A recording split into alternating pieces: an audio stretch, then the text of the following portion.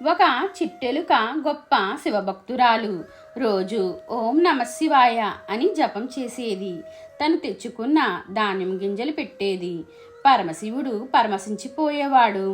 ఒకరోజు ఒక పిల్లి ఎలుకను తరుముకుంటూ వచ్చింది. కలుగులో దూరే సమయం కూడా లేదు.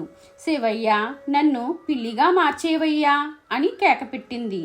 కైలాసంలో కొలువై ఉన్న శివునికి ఈ కేక వినిపించి తక్షణం ఎలుకను పిల్లిగా మార్చేశాడు. ఈ కొత్త పిల్లిని చూసి ఒక కుక్క తరుముతూ వచ్చింది. శంకర, భక్తవ శంకర, నన్ను కుక్కగా మార్చేయి అంది. తదాస్తు అన్నాడు శివుడు. కుక్క టీవీగా నడుస్తూ పొరపాటున అడవి మార్గంలో కాలు పెట్టింది. వెంటనే వేటాడే అడవి కుక్కలు భయంకరంగా అరుస్తూ మీద పడబోయాయి.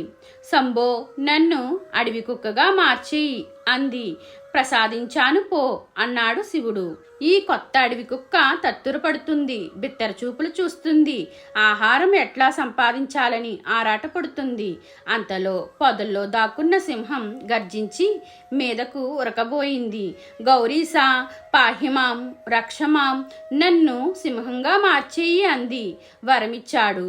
సింహానివైపో అన్నాడు ఈశ్వరుడు. నేను మృగరాజునైపోయాను, నాకు ఎదురు లేదు అని గట్టిగా అరిచింది. శివుడు చిద్విలాసంగా నవ్వుకున్నాడు. అంతలో ఒక వేటగాడు బాణం ఎక్కుపెట్టి ఈ కొత్త సింహాన్నే చూస్తున్నాడు. అమ్మో, ప్రాణం మీదకు వచ్చింది. ఏ క్షణాన్న అయినా వేటగాడి బాణం తగిలి నేను చచ్చిపోతాను అని భయపడి, ఈశ్వర, ఇంత పెద్ద శరీరంతో నేను ఎట్లా తప్పించుకోవాలి? వెంటనే నన్ను చిట్టెలుకుగా మార్చేయి అని ఎలుగెత్తి అరిచింది. పరమశివుడు పక్కున నవ్వుకున్నాడు. అభయం, సింహమా, చిట్టెలుక వైపో అన్నాడు. సింహం ఎలుకగా మారి దగ్గరలో ఉన్న కలుగులోకి దూరి ప్రాణాలు రక్షించుకుంది. మీకు ఈ వీడియో నచ్చితే లైక్ చేయండి, షేర్ చేయండి, కామెంట్ చేయండి. నా ఛానల్ని సబ్స్క్రైబ్ చేసుకోండి.